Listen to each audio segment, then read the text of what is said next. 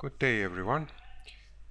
This is your European Open briefing from Friday, July 8. My name is Michael Florentiades. I am the chief economist here at XM.com, and these are the main points you should be aware of for today's trading. There's not a lot of movement concerning the majors ahead of the US employment report. Bit of directionless trading, I can say. We have the non-farm payrolls expected to show that the March report was an aberration, so we'll have a look at that. Oil plunged after crude oil stocks failed to beat expectations yesterday in the United States. And also we had a strong run by the New Zealand dollar. In terms of data, we have Canadian and US employment reports, Japan's current account, trade figures from Germany and the UK. So, going in for the non-farm payrolls, as you can see, last month's number was very low. I'm sure you remember it, 38,000 disappointment. So, we are possibly waiting for a revision of that higher and for a new figure for June to come in more in line with traditional number, with the average numbers around 175,000.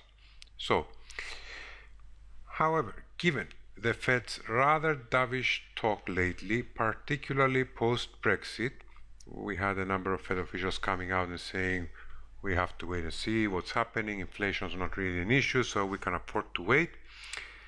The employment numbers really have to surprise for them to have some sort of impact. So the Fed, as we said, is watching the impact of Brexit right now, so it's unlikely to be swayed by a strong NFP to change its mind and head towards a rate hike. So what are we waiting for today? The key figures to watch: 175,000 new non-farm jobs, 4.8% unemployment, and a 0.2% month-on-month increase for average earnings. In other news that you should know, look at the very big drop in the oil price. It dropped from more than $48 to just below 45 actually.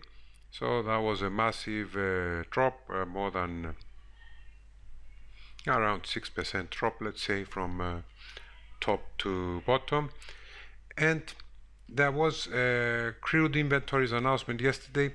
The drop was slightly less than anticipated, so it didn't beat as much as the previous weeks, which led to a rallies.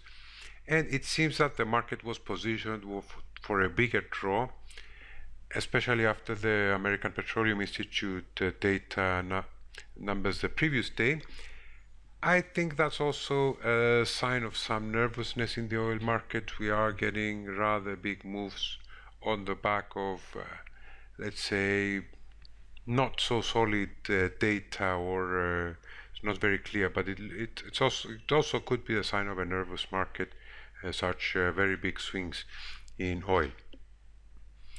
Now, one of the best performers in the past couple of days has been the New Zealand dollar. It's been doing very well as the Reserve Bank of New Zealand has noted the overheating housing market. Now, this in turn is reducing the chances of more rate cuts from the current 2.25% in New Zealand.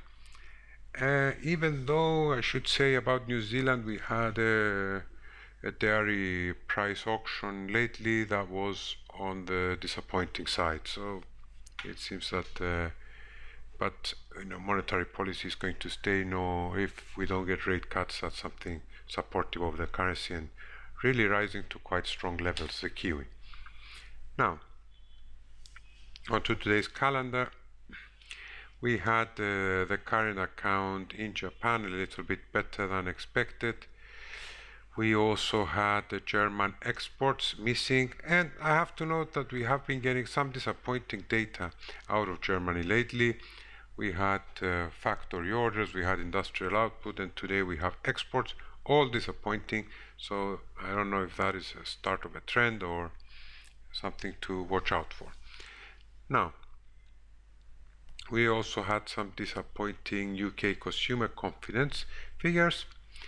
We are expecting UK trade balance for May, and of course non-farm payrolls, and no speeches of importance today that we are waiting. So that's all from me for today. Thank you very much for watching and have a great day. Bye bye.